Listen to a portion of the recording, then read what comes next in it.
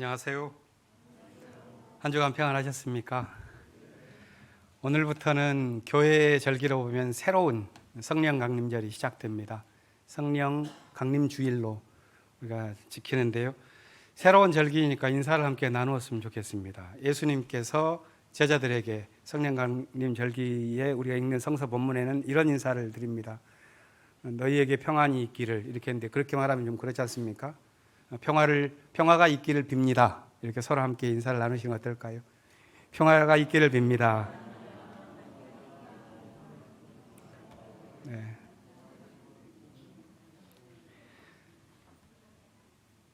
성령 강림주일은 교회의 절기입니다. 성령 강림과 함께 태어나는 것이 교회였죠. 우리는 이 성령 강림 절기 기간에 새로운 예배당에 입당하게 될 것이고, 거기에 적응하고 거기에서 우리가 무엇을 이루어갈까 하는 꿈을 가장 신선하게 꾸어 나가게 될 것입니다. 새로운 선교 방향에 대해서도 함께 깊이 논의하는 시간을 갖게 될 것이고요. 거기에서 이루어지는 모든 삶이 우리의 뜻이 아니라 성령께서 주시는 지혜, 능력, 이것으로 함께 펼쳐 나아갈 수 있기를 기대하고 있습니다. 오늘 성령 강림 주일을 맞아서 함께 성찬 예식을 나누고자 합니다. 특별히 성찬 예식은 단지 성령 강림절이 되었기 때문에 우리가 오늘 한다는 것보다는 그 의미를 이렇게 생각해 보았습니다. 지난 3년간 우리가 소위 광야 생활을 해왔는데, 이 광야 생활을 마치고 넘어가면서 이제 그 의미를 부여하는 건데, 예수의 몸을 함께 나누는 이 성찬식에서 우리가 광야 생활을 하는 동안 우리에게 주신 하늘의 만나는 무엇이었는가 하는 그런 질문을 한번 던져보게 되는 것입니다. 성찬식에서도 우리가 그리스도의 살과 피를 나눌 때 우리가 살아가는 삶의 광야 속에서도 주님께서는 뭘 주시는가, 하늘에서 내려오는 만나는 무엇인가, 뭘 먹을 것인가 하는 그런 마음을 함께 나누었으면 합니다. 하늘에서 주시는 만나는 고난 속에서도 늘 임하는 평화죠. 그것이 우리의 생명의 양식입니다. 특별히 감사 찬양을 여신도회에서 지지난주 여신도회 전국연합회 서울 지구회에서 불렀었던 노래를 해주신다고 그러네요. 지난주에 소개가 조금 잘못되었던 것 같아서 제가 바로 잡겠습니다. 그것이 거기에 참여하신 분들의 마음이기도 할 것 같아요. 왜냐하면 여러 팀에서 참여를 했는데 그때 교회에는 인기상 이렇게 소개됐거든요. 근데 인기상 이러면 보통 금상, 은상, 동상이 있고 여기에 못 낀 사람들이 인기상을 타지 않습니까? 근데 그게 아니었다고 합니다. 그 순서를 매기는 것을 박수로 정했는데 가장 큰 인기를 받은 박수 소리가 우리 교회였고, 그렇기 때문에 실은 그렇게 부르진 않았지만 자칭 대상이라 할 수 있는 노래입니다. 그래서 그 감사송을 우리 함께 주는데 그 제목도 오늘 딱 맞네요. 평안을 주노라. 이 함께 나누면서 광야 시절을 마감해 나아가는 이때에 주님께서 당신의 거룩한 영으로서 함께 하시면서 우리에게 주시는 평화를 함께 생각하는 예배가 되기를 빕니다. 간략히 한 가지 광고를 드리면, 내일부터는 교회의 본격적인 이사가 시작됩니다. 임시 사무실을 전부 이전을 할 건데요. 원래 날 잡아 놓으면 비 오지 않습니까? 그래서 어제부터 비가 오니까 늘 좀 마음속에 좀 걱정이 됩니다만, 오늘 내일 아침 해가 뜨기 전까지는 그칠 것으로 믿고 그냥 일단 추진을 하기로 했습니다. 기도해 주실 분은 비 그치라고 기도해 주시고, 임시 공휴일인지 제가 다 알고 있습니다. 시간 되시는 분들께서는 섬김의 기쁨을 교회에 오셔서 느껴주셔도 좋겠습니다. 이제 함께 마음 모아 기도드리시겠습니다. 하나님께서 침묵 가운데 우리 마음속에 당신의 생명과 정의와 평화의 말씀을 담아주시기를 원합니다.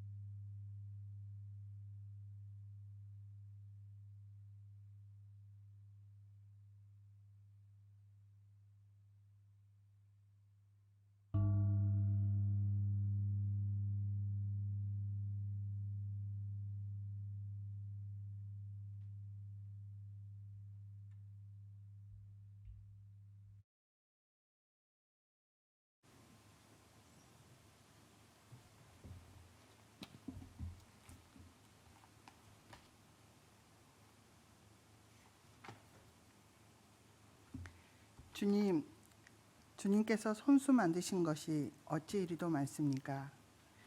이 모든 것을 주님께서 지혜로 만드셨으니 땅에는 주님이 지으신 것으로 가득합니다. 저 크고 넓은 바다에는 크고 작은 물고기들이 헤아릴 수 없이 우글거립니다. 물 위로는 배들도 오가며 주님이 지으신 리오야단도 그 속에서 놉니다. 이 모든 피조물이 주님을 바라보며 때를 따라서 먹이 주시기를 기다립니다. 주님께서 그들에게 먹이를 주시면 그것을 받아 먹고 주님께서 손을 펴 먹을 것을 주시면 그들은 만족해합니다. 그러나 주님께서 얼굴을 숨기시면 그들은 떨면서 두려워하고 주님께서 호흡을 거둬들이시면 그들은 죽어서 본래의 흙으로 돌아갑니다. 주님께서 주님의 영을 불어넣어 주시면 그들이 다시 창조됩니다. 주님께서는 땅의 모습을 다시 새롭게 하십니다. 주님의 영광은 영원하여라. 주님은 친히 행하신 일로 기뻐하신다. 주님이 굽어보시기만 하셔도 땅은 떨고 주님이 산에 닿기만 하셔도 산이 연기를 뿜는다. 내가 살아있는 동안 나는 주님을 노래할 것이다. 숨을 거두는 그때까지 나의 하나님께 노래할 것이다. 내 묵상을 주님이 기꺼이 받아주시면 좋으련만 그러면 나는 주님의 품 안에서 즐겁기만 할 것이다. 내 영혼아 주님을 찬양하여라. 아멘. 영광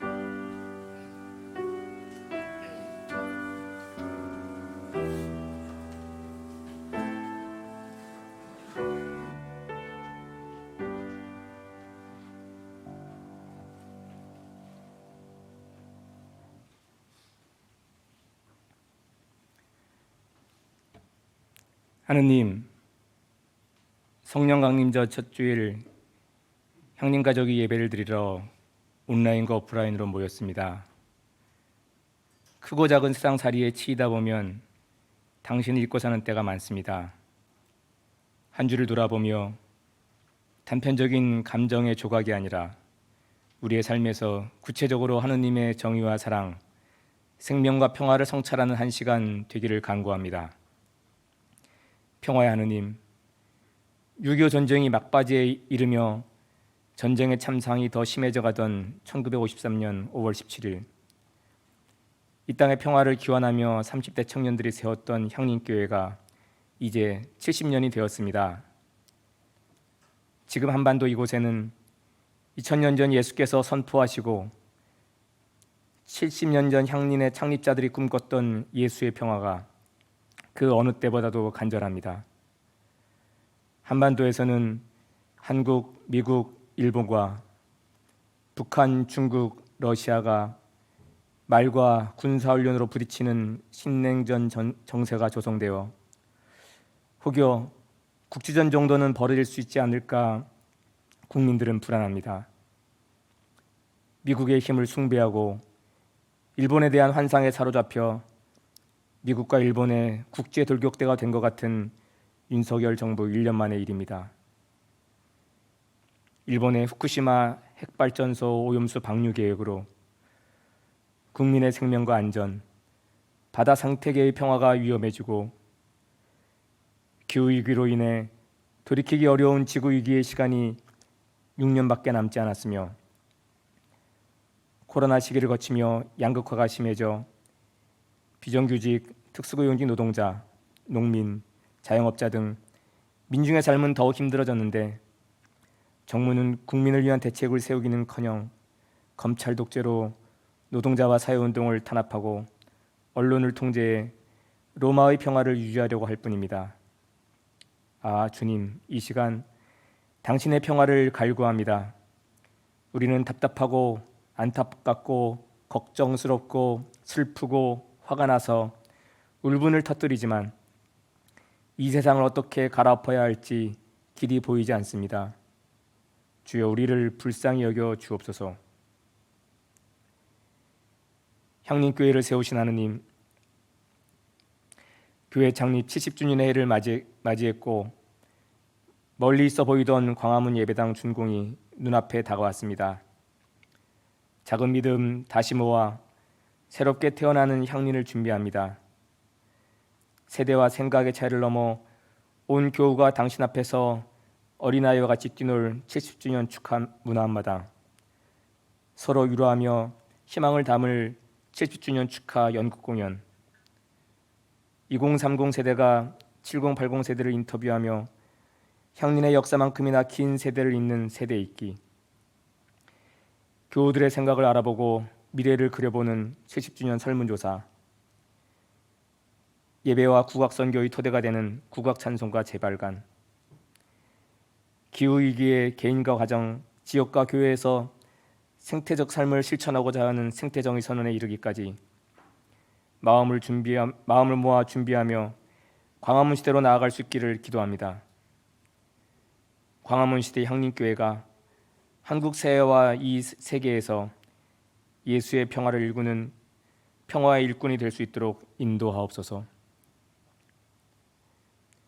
위로의 하느님, 당신께 예배드리는 이 한 시간, 예배의 순서를 통해 몸과 마음, 세간의 어려움을 겪는 교우들이 하늘로부터 오는 위로의 평화를 맛보고 향림교회가 미래를 열고 앞으로 나아가는 힘을 얻기를 바랍니다. 연로하신 신앙의 선배님으로부터 어린이 영유아에 이르기까지 모든 향림 가족을 보살펴 주옵소서. 향림 가족 각자가 자신의 처한 삶의 자리에서 당당하게 주님의 평화를 만들어갈 수 있도록 지혜와 용기를 허락하여 주옵소서. 이제 우리의 입을 닫고 당신의 세미한 음성을 기다립니다.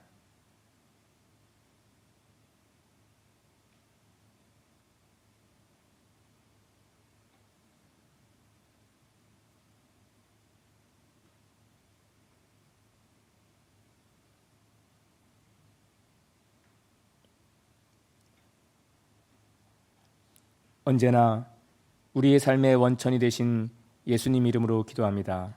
아멘.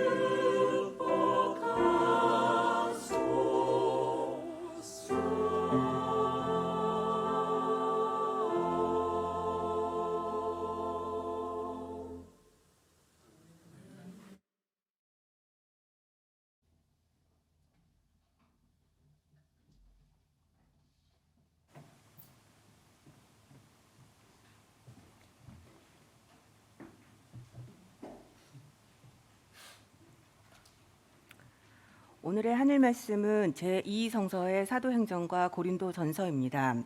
먼저 사도행전 2장 1절에서 21절을 읽겠습니다. 제2성서 199쪽입니다.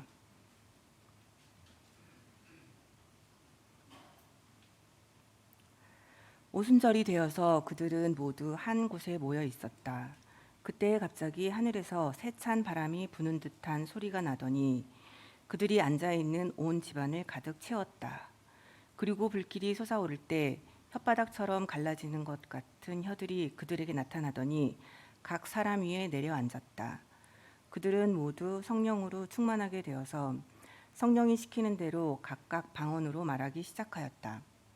예루살렘에는 경건한 유대 사람이 세계 각국에서 와서 살고 있었다. 그런데 이런 말소리가 나니 많은 사람이 모여와서 각각 자기네 지방 말로 제자들이 말하는 것을 듣고서 어리둥절하였다. 그들은 놀라 신기하게 여기면서 말하였다. 보시오, 말하고 있는 이 사람들은 모두 갈릴리 사람이 아니오. 그런데 우리 모두가 저마다 태어난 지방의 말로 듣고 있으니 어찌 된 일이오.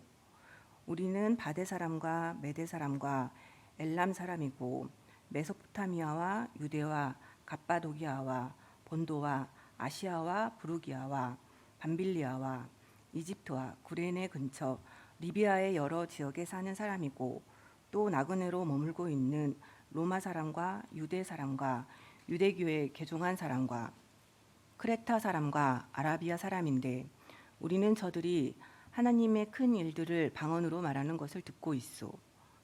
사람들은 모두 놀라 어쩔 줄 몰라서 이게 도대체 어찌된 일이요 하면서 서로 말하였다.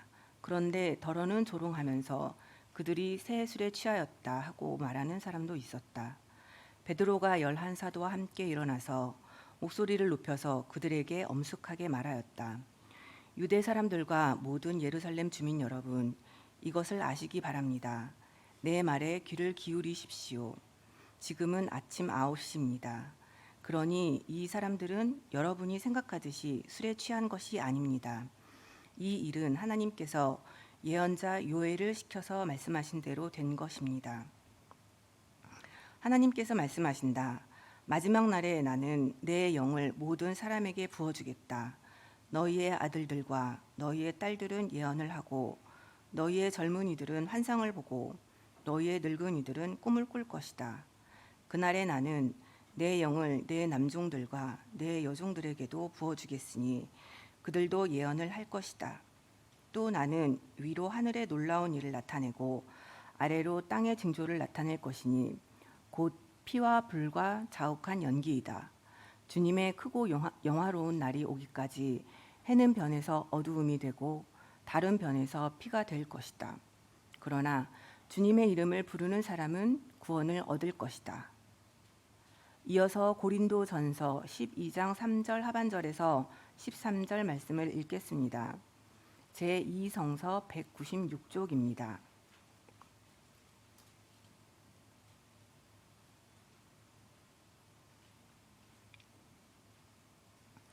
또 성령을 힘입지 않고서는 아무도 예수는 주님이시다 하고 말할 수 없습니다. 은사는 여러 가지지만 그것을 주시는 분은 같은 성령이십니다. 섬기는 일은 여러 가지지만 섬김을 받으시는 분은 같은 주님이십니다. 일의 성과는 여러 가지지만 모든 사람에게서 모든 일을 하시는 분은 같은 하나님이십니다. 각 사람에게 성령을 나타내 주시는 것은 공동 이익을 위한 것입니다. 어떤 사람에게는 성령을 통하여 지혜의 말씀을 주시고 어떤 사람에게는 같은 성령을 따라 지식의 말씀을 주십니다. 어떤 사람에게는 같은 성령으로 믿음을 주시고 어떤 사람에게는 같은 성령으로 병 고치는 은사를 주십니다. 어떤 사람에게는 기적을 행하는 능력을 주시고 어떤 사람에게는 예언하는 은사를 주시고 어떤 사람에게는 영을 분별하는 은사를 주십니다. 어떤 사람에게는 여러 가지 방언을 말하는 은사를 주시고 어떤 사람에게는 그 방언을 통역하는 은사를 주십니다. 이 모든 일은 한 분이신 같은 성령이 하시며 그는 원하시는 대로 각 사람에게 은사를 나누어 주십니다. 몸은 하나이지만 많은 지체가 있고 몸의 지체는 많지만 그들이 모두 한 몸이듯이 그리스도도 그러하십니다. 우리는 유대 사람이든지 그리스 사람이든지 종이든지 자유인이든지 모두 한 성령으로 세례를 받아서 한 몸이 되었고 또 모두 한 성령을 마시게 되었습니다. 다 함께 요한복음 20장 21절 말씀을 읽겠습니다. 예수께서 다시 그들에게 말씀하셨다. 너희에게 평화가 있기를 빈다. 아버지께서 나를 보내신 것 같이 나도 너희를 보낸다. 이 말씀으로 귀한 깨달음과 결단이 있으시기를 바랍니다.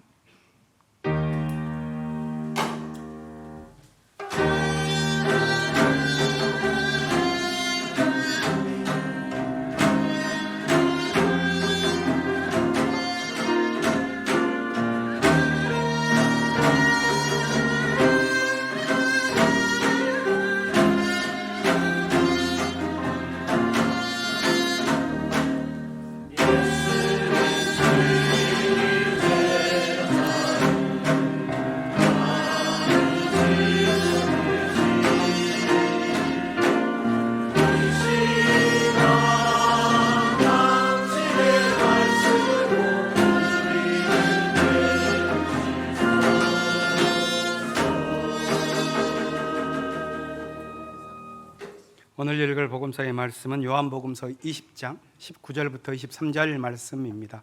가능하신 분들께서 모두 일어나셔서 복음서의 말씀을 들으시기 바랍니다.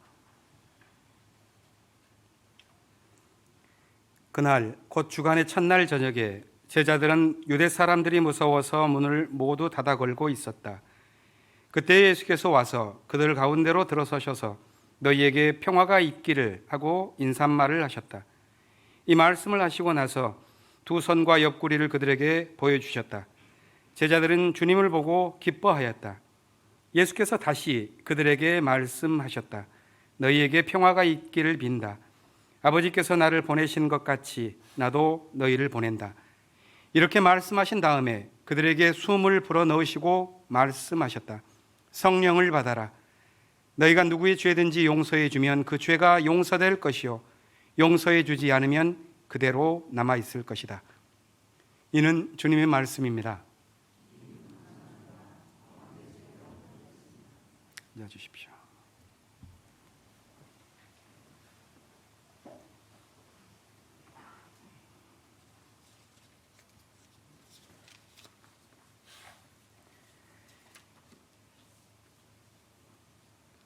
방금 읽은 요한복음서의 본문을 보면 제자들은 스승이 부활한 날에도 두려워서 떨고 있었습니다.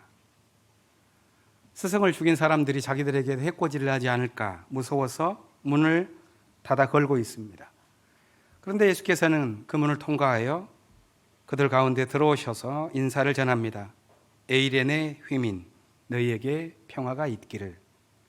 두 번 반복한 이 인사는 제자들을 두려움에서 걷어낼 평화의 인사입니다. 제자들에게 필요한 것은 평화였습니다. 그런데 평화는 손쉽게 오지 않습니다. 두려움과 고통에 있는 삶일수록 좀처럼 평화는 경험되기 힘듭니다. 예수께서는 자기 두 손과 옆구리를 보여주셨습니다. 못자국, 창자국, 그 자국에서 피어난 평화의 말씀을 전해주십니다. 그렇지 않다. 고난의 삶에 도리어 깊디 깊은 평화가 피어오른다. 이런 무언의 말씀이 아니었을까 생각해 봅니다.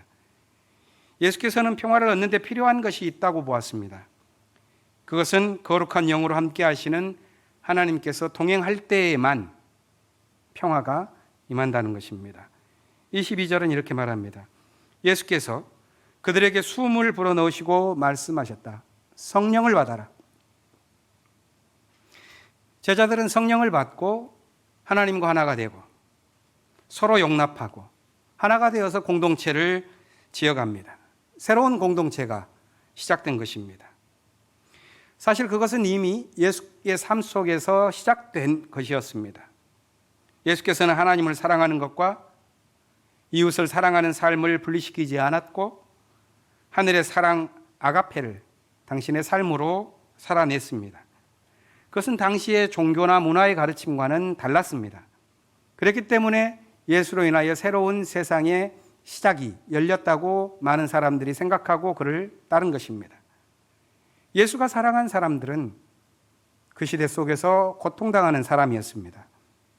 그들은 경건한 종교인들이 죄인이라고 낙이 찍은 사람들이었고 부유한 사람들이 천민이라고 조롱하던 사람들이었습니다. 예수의 삶은 그리스의 귀족주의와도 달랐고 그가 가르쳤었던 것은 보편적인 인류예요. 율법주의와는 다른 진정한 종교의 자유정신이었습니다. 이 모든 것을 가능케 한 것이 성령입니다. 성령은 세상의 모든 차별과 장벽을 없애고 새로운 방식으로 삶을 살아가도록 이끕니다. 그리스인들에게 사랑이라는 것은 노예들의 고통에 기초한 자유민들끼리의 사랑입니다.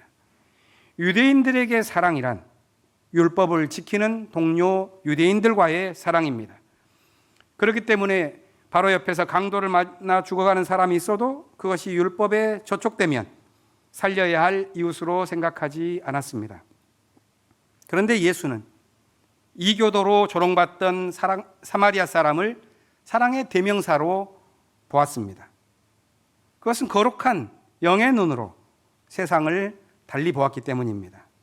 성령을 받은 제자들도 그랬고 바울도 그 정신을 이어가며 우리에게 많은 편지의 이야기를 전해줍니다. 그 정신이 오늘 서신서 본문 고린도전서 12장 13절에 나옵니다.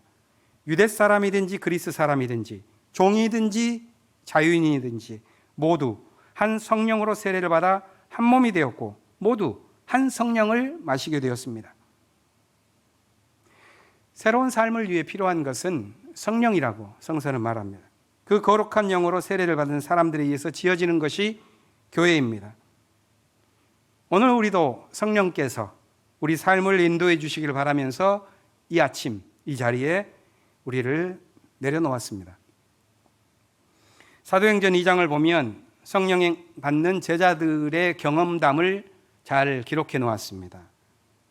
그것은 하늘과 땅이 이어지고 땅과 땅이 막힌 담을 허물면서 서로 이어지는, 그래서 모두가 형제 자매가 되어서 하나의 공동체가 되어 새로운 세계를 지어가는 이야기입니다. 오순절 아침, 다시 말해서 예수께서 부활하신 지 50일이 되었을 때 한 곳에 모여 기도하던 제자들에게 놀라운 일이 벌어졌습니다. 본문은 그것을 이렇게 설명하죠. 갑자기 하늘에서 세찬 바람이 부는 듯한 소리가 나더니 온 집안을 가득 채웠고 그 다음에는 불길이 일어날 때 갈라지는 것과 같은 불의 혀가 나타나 각 사람 위에 내려앉았다. 이렇게 표현합니다. 이게 성령 강림절의 아침에 벌어진 현상인데요.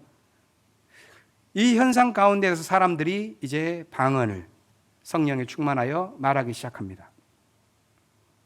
여기서 유심히 살펴볼 단어는 두 단어입니다.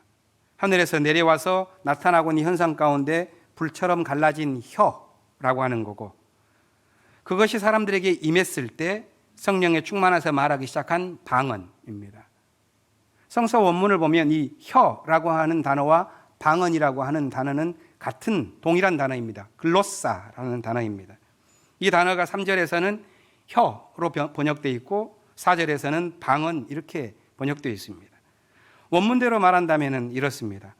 불의 혀처럼 갈라진 하늘의 글로사가 각 사람들에게 내려앉아 각 사람들이 글로사로 말을 하게 된 것입니다. 다시 말해서 하늘에서 내려온 말씀을 받아서 그 하늘의 말씀을 하는 관계를 이루었다는 것입니다. 이렇게 하늘의 영과 땅의 사람이 이어진 사건이 바로 성령 강림절 아침에 일어난 첫 번째 사건입니다. 이렇게 하늘과 땅이 이어지자 더욱 놀라운 일이 벌어지게 됩니다. 실제 성령 강림절에 이 체험담을 기록한 누가는 바로 이 뒤에 이어지는 대목에 주목합니다. 성령 체험을 한 사람들이 한 것은 글로사, 방언을 말하기 시작한 것입니다. 이럴 때 거기에 있던 수많은 사람들, 이 본문에 나와 있는 15개의 지방으로 대표되어지는 수많은 민족의 사람들이 서로 자기 지방의 말로 그 말을 듣게 된 것입니다.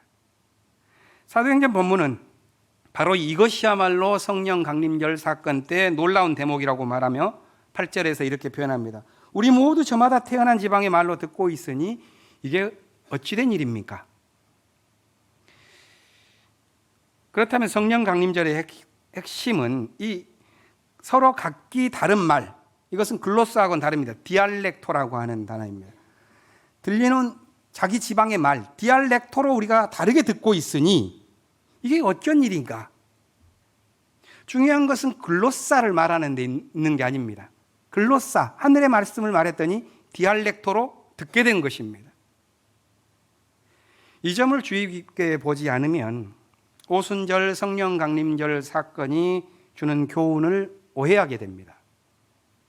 방언이라고 하는 종교 현상에 현혹되어서 알맹이보다는 껍데기에 관심을 가진 형식주의 신앙에 빠지게 됩니다. 성령의 은사를 말하면서 그 종교적인 엑스타시 속에서 환상과 방언에 치중하는 종교적 형식주의가 범람합니다. 그래서 알 수 없는 말을 중얼거리는 행위 자체에서 희열을 느끼고 연습해서라도 내가 방언을 해야지 하는 생각을 하는데, 그런 종교적 욕망이라는 것은 영어를 잘하기 위해서 혀를 수술하는 그런 세속적인 욕망과 크게 다르지 않다고 봅니다. 종교의 보편적인 경험 가운데 방언이 있지요. 그건 사실입니다. 그것이 보편적이라는 것은 알 수 없는 말로 열띤 발언을 하는 그런 종교적인 열광과 몰입 상태, 그 행위가 대부분의 종교에 일반적으로 나타나기 때문에 그렇습니다. 하지만 성서가 주목하는 것은 그 현상 자체에 있지 않습니다.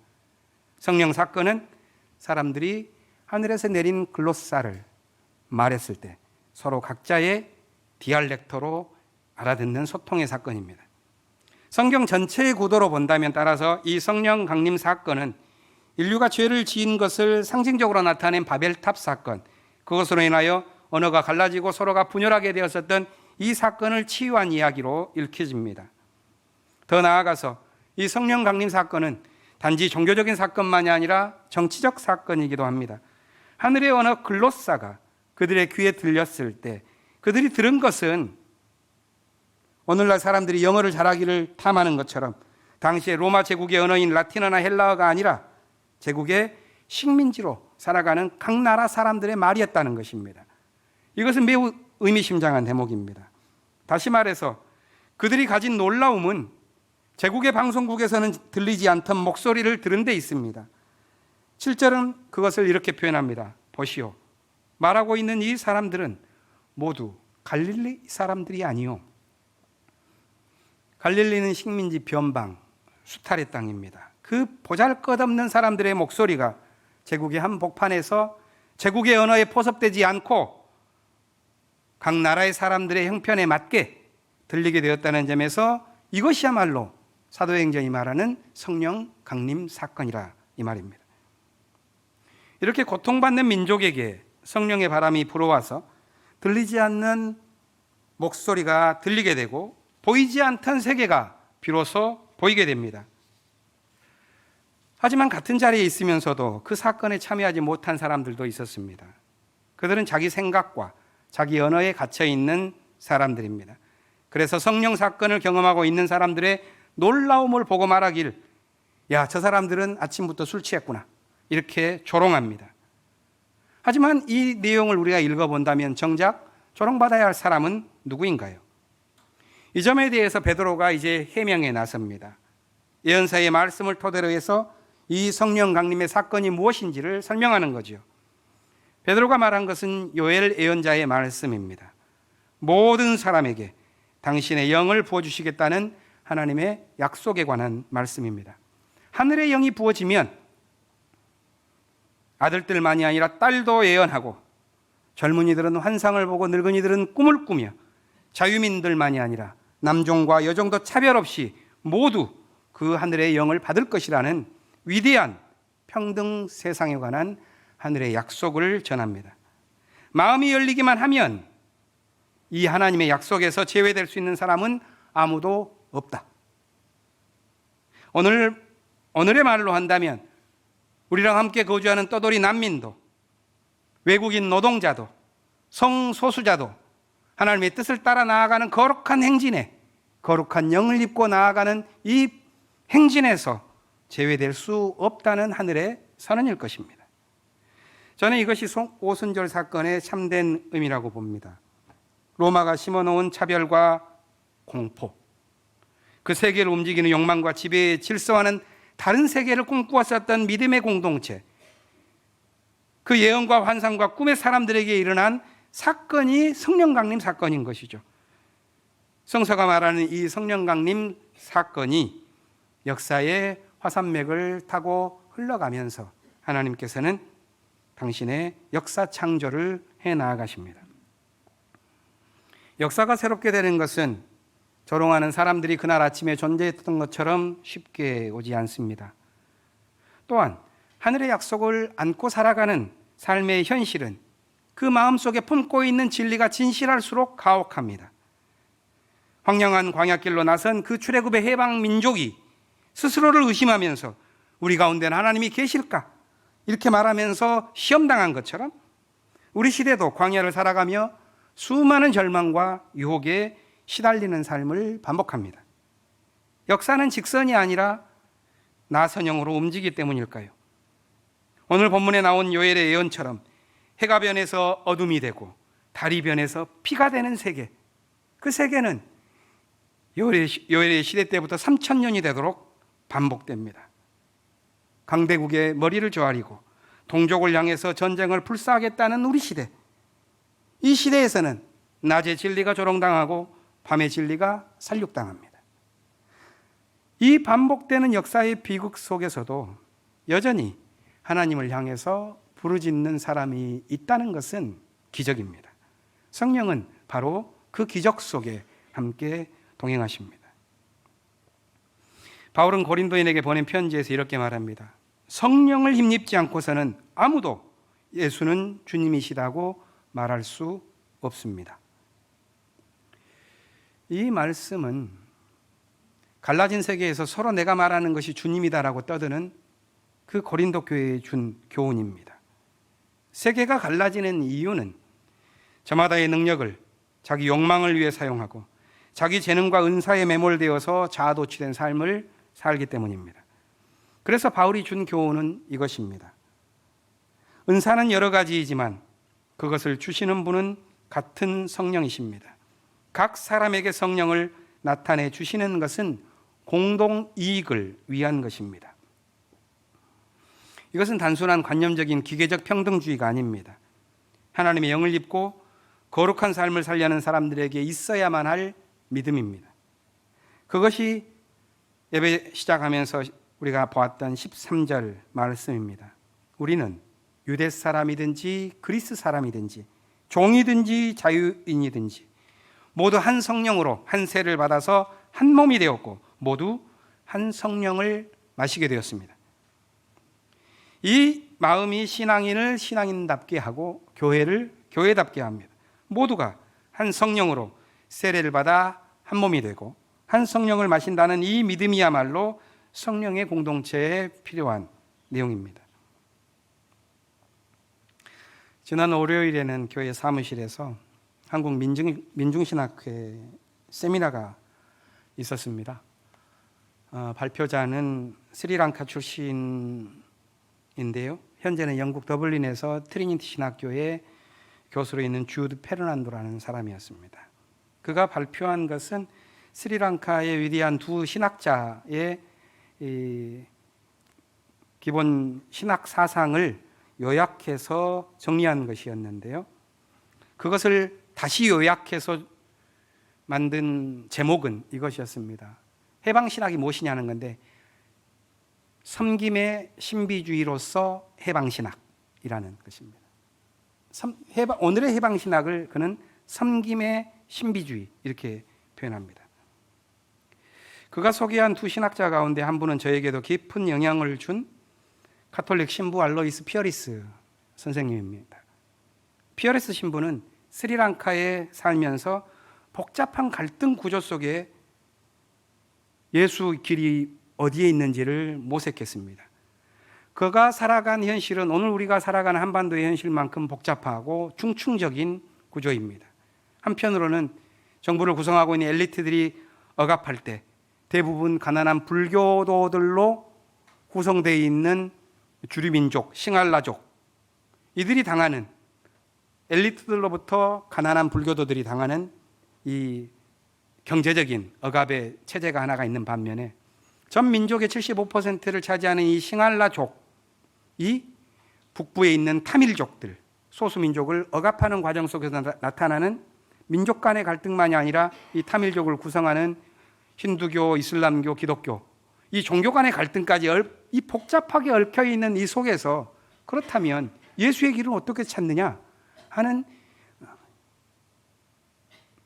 고민을 하다 보니 그는 이런 중증적인 억압과 차별의 세계 속에서 아시아의 해방의 길이 무언지를 말하는데 그 가르침을 요약하면 이것입니다. 예수께서 요단강에서 세례를 받았던 것처럼 아시아의 기독교회는 아시아의 수많은 종교들의 지혜를 우리의 몸을 담가야 할 요단강으로 삼고 그 지혜 속에서 우리의 신앙을 되돌아봐야 하고 예수께서 갈보리산에서 십자가를 졌듯이 오늘의 기독교회는 아시아인이 당하는 그 가난과 고난의 삶의 현장을 우리의 갈보리 언덕으로 삼고 살아가야 한다 하는 것이었습니다. 상당히 의미 있죠. 저에게 그 가르침은 성령의 공동체가 살아가야 할 삶으로 이해됩니다. 우리 교회가 앞으로 새 예배당에서 펼쳐갈 선교도 그렇게 포용적이고 근원적인 방식으로 예수의 길을 찾아 나아갈 수 있기를 바랍니다. 때로는 혼돈과 고통이 우리를 덮칠 것입니다. 그때마다 예수께서 제자들에게 들려주신 말씀을 기억하면서 우리 안에 평화를 지켜가야겠습니다. 예수가 전한 평화는 광야와 같은 삶을 사는 사람들에게 하나님께서 당신의 거룩한 영을 주심으로써만 회복시킬 수 있는 하늘의 선물입니다.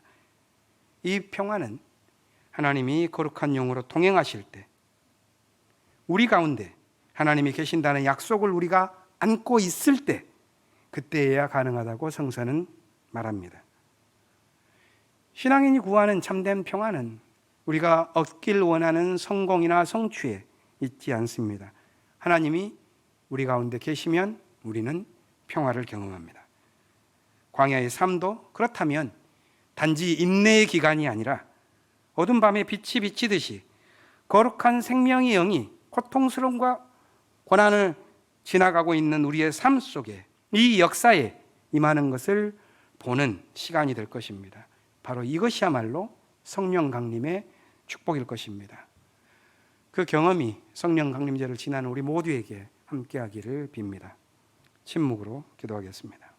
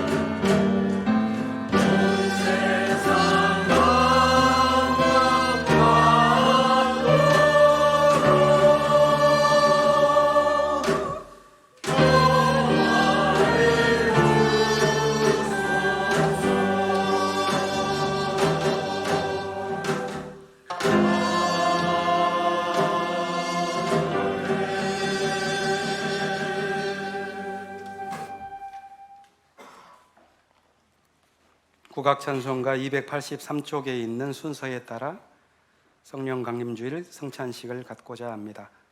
배찬 위원들께서는 앞으로 나와주시기 바랍니다.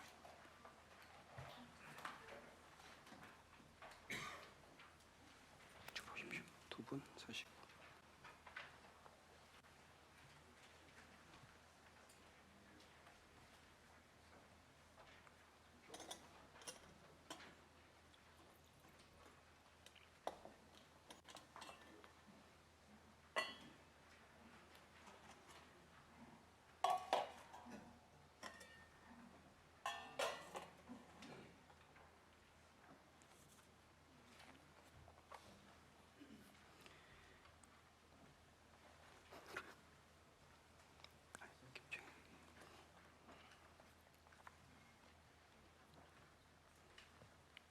불의 성령이 우리에게 임하셨습니다. 모두 마음의 문을 활짝 여십시오.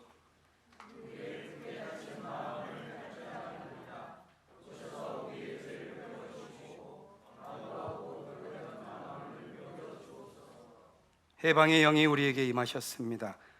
질곡과 억눌림 깨뜨리고 오시었습니다.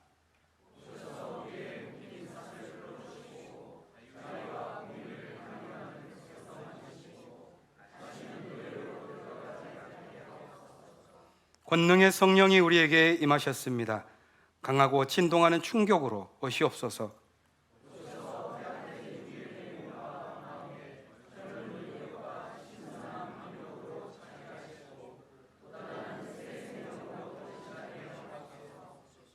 기쁨의 성령이 우리에게 임하셨습니다. 슬픔의 눈물을 닦아주러 오셨습니다.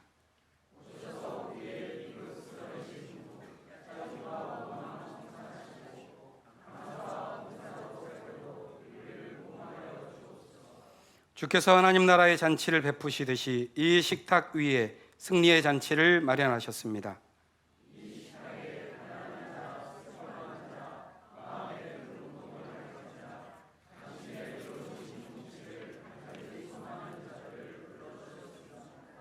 할렐루야. 주의 잔치에 모든 사람들이 함께 어울리듯 이 시간이 우리 모두가 함께 기쁨을 누리는 잔치의 자리가 되게 하옵소서. 아멘. 주님께서 여러분과 함께 주님을 향하여 몸과 마음을 새롭게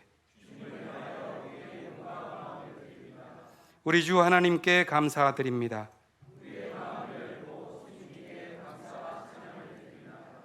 주님의 생명의 양식인 떡과 잔을 나누면서 우리의 생명도 새로워지게 하옵소서. 우리를 다시 부르시고 은혜의 식탁에 앉혀주신 것을 감사드립니다. 이 식탁은 주님의 것입니다. 이는 주께서 몸소 우리를 위해 당신의 몸과 피를 아낌없이 내어주신 사랑의 식탁입니다. 우리도 주님께 우리의 몸과 마음을 바치는 산 제물이 되기 위해 주님의 몸을 나누고자 합니다. 생명이신 주님을 바르게 고백하고 하나님 나라를 앞당겨 사는 결단의 자리가 되도록 주의 성령으로 함께 하옵소서. 아멘.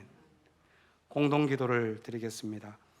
오 주여, 이 예식을 통하여 주님의 삶을 몸으로 살다 간 신앙의 선배들과 하나 되게 하시고 앞으로 땅 끝까지 주의 뜻을 회복해 갈 세대와도 연결되게 하옵소서. 오늘도 불의한 세상 속에서 진리로 살고자 노력하고 있는 세계에 흩어진 형제 자매들과 한 몸으로 연대하게 하옵소서. 평화의 일꾼들과 삶의 현장을 지키며 정의를 위해 고난받는 모든 이들의 아픔에 동참하게 하옵소서. 주를 고백하는 형제 자매들이 한 지체로 주의 다양한 몸된 공동체들이 예수 그리스도의 삶을 나누는 실천 안에서 하나 되게 하옵소서. 우리가 하나님 나라에서 누리게 될 기쁨을 오늘 우리들의 삶 속에서 발견하게 하시고 모든 절망과 죽음의 세력들을 극복하게 하옵소서. 아멘. 주 예수께서 잡히시던 날 밤 떡을 가지고 하나님께 감사하신 후 그것을 떼어주시며 말씀하셨습니다.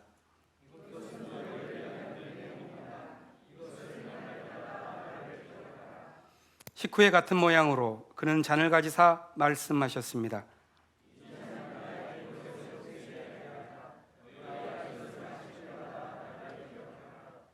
이 떡을 먹고 이 잔을 마실 때마다 우리는 주님의 삶과 죽으심과 부활을 그가 오실 때까지 선포합니다. 아멘.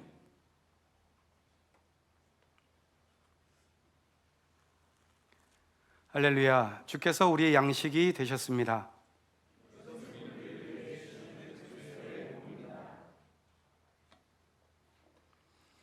할렐루야. 주께서 우리의 음료가 되셨습니다.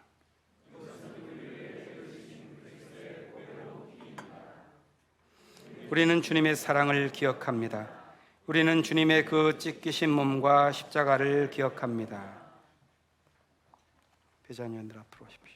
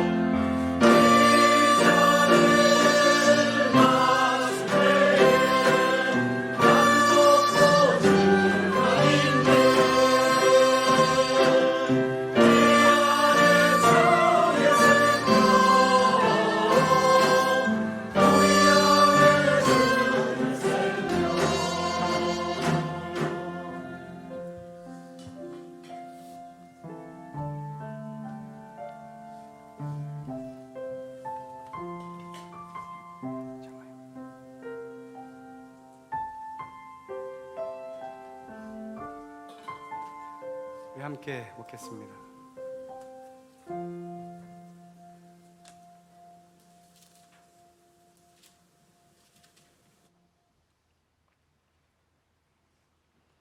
이제는 잔을 나눕니다.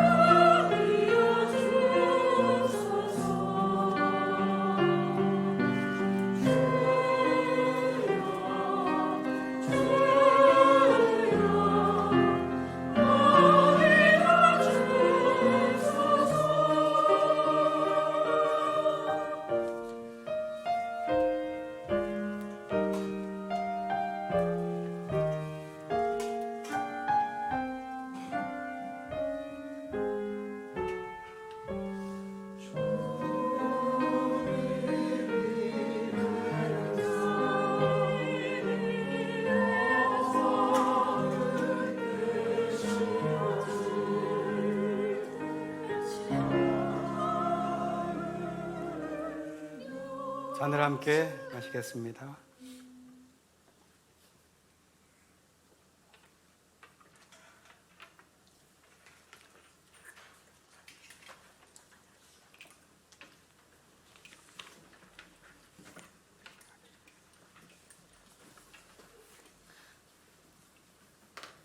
사랑의 하나님, 이 성례를 통하여 우리에게 영의 양식을 주시고 그리스도와 연합하게 하시며 주님의 영원한 나라에서 있게 될 하늘의 잔치를 미리 맛보게 하시니 감사드립니다.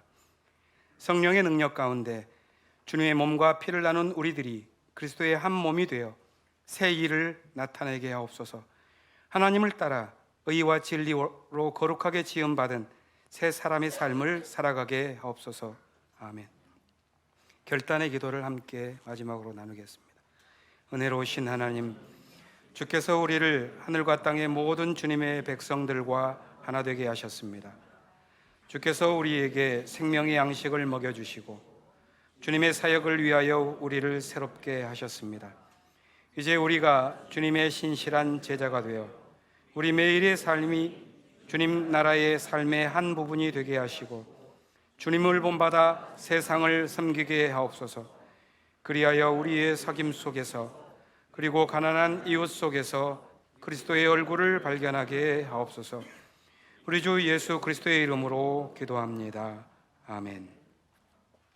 맞습니다.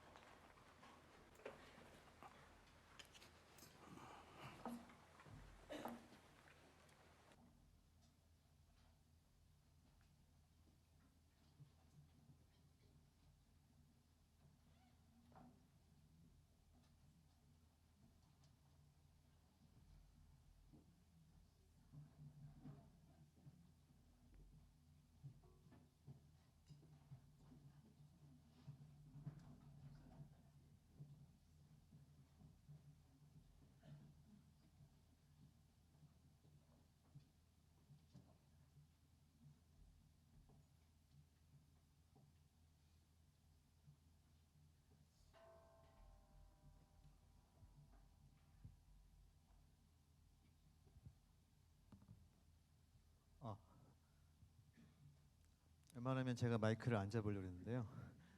아까 목사님께서 절반만 정확하게 전달하셨고 이 논란이 계속 이어질 것 같아서 저희가 뭐 애매하게 박수로 그렇게 판정받은 게 아니고요. 뒤에 다 스티커를 해놨어요. 그래서 자기가 마음에 드는 팀에다 이렇게 붙이는 겁니다. 거기 나온 전체 팀들이. 근데 저희가 제일 많이 그걸 받아서 그러니까 이제 뭐 굳이 1등이라고 그렇게 말을 해줬으면 좋았을 텐데 인기상이라고 하는 바람에 오해가 소지가 있었습니다. 저희가 두 곡을 했습니다. 근데 오늘은 한 곡만 할 예정입니다. 네.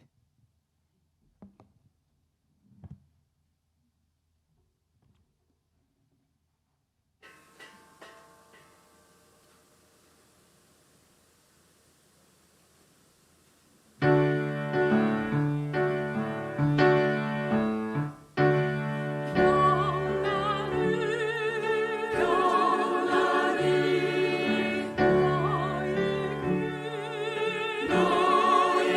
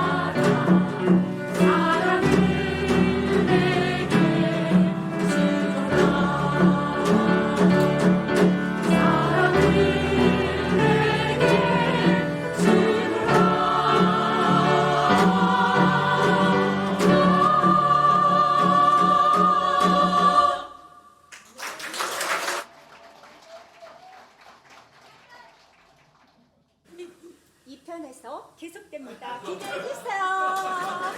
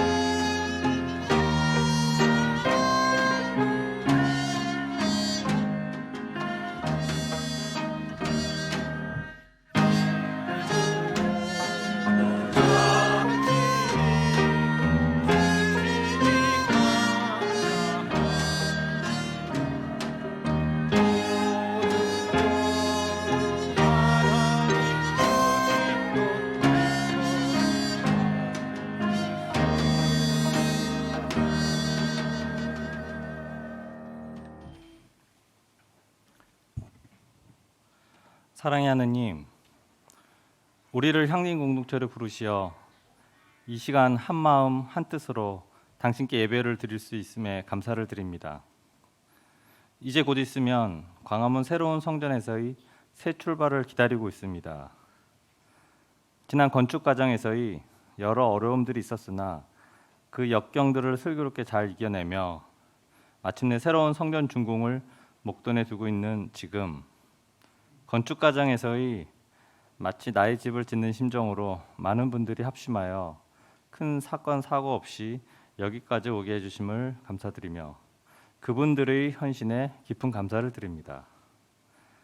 바라옵기는 우리가 새 성전에서의 편안한 선교 삶에 안주하지 않게 하시고 70년 전 이 땅에 향린으로 모이게 하신 처음 그 뜻을 기억하며 그동안 광야에서 펼치지 못했던 주님이 명령하신 선교 사명을 다시금 시작할 수 있도록 우리를 결단하게 하옵소서. 하나님, 저는 향린이 좋습니다. 소외되고 억압받는 낮은 자들의 편에 함께하고자 하는 예수 마음과 정의 평화를 살리는 하늘나라 만드는데 그 어떤 교회보다도 앞장서며 향기로운 이웃으로 공동체를 이루고 있기 때문입니다. 하지만 70여 년의 긴 세월 동안 우리 공동체는 때로는 갈라지고 상처받아 흩어지는 등 공동체 안에서도 여전히 풀어야 할 많은 숙제가 있음을 기억합니다. 서로 향린을 사랑하는 마음이 다르다 보니 언제간부터 나와 생각이 다르다는 이유만으로 미움의 씨앗이 싹 트는 것 같습니다. 미움을 녹이는 것은 특별한 것들이 아닙니다. 다정한 눈인사, 누군가에게서 받는 뜻밖의 꽃 한 송이, 나와 내 가족에 대한 작은 관심 등 우리가 찾고자 하면 작은 것에서부터 시작될 수 있습니다. 성령이여 오소서, 우리 가운데 오소서, 닫힌 마음 열고서 주 말씀 채우소서. 나의 마음에서 미움이 꿈틀거릴 때 당신을 부르겠나이다.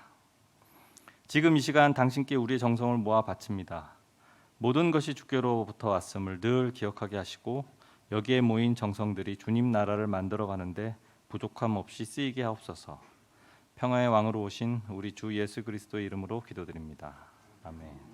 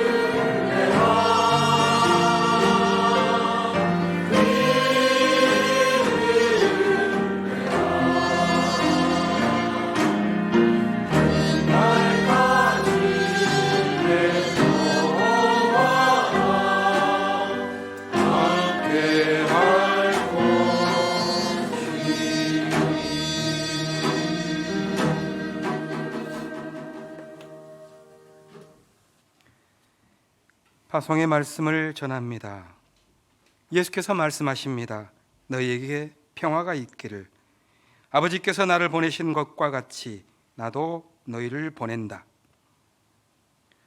광야와 같은 삶을 살아갈 때, 붙든 진리가 진실할수록 삶이 더 가혹할 때 하나님께서 거룩한 영으로 인도해 주실 것입니다.